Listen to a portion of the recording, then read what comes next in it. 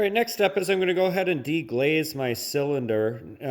Not totally necessary as long as your cylinder looks decent, but from my perspective, it will help to seat the rings in there a little bit better.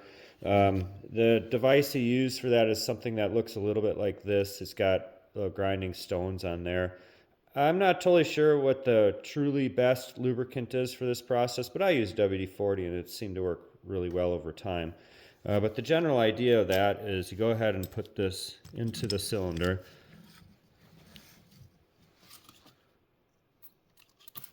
Just use a little bit of WD-40 on each stone there.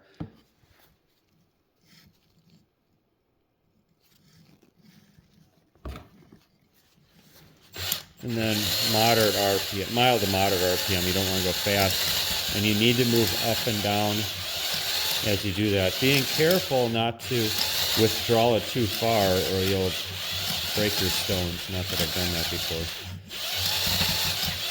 But always keeping it moving. It's nice to hold on to it too. Keep it rotating along with you. Put something like this.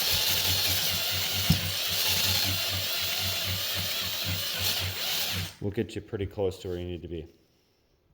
All right, from my experience, 30 seconds to a minute of that process does a pretty good job. You can see a decent amount of cross hatching there.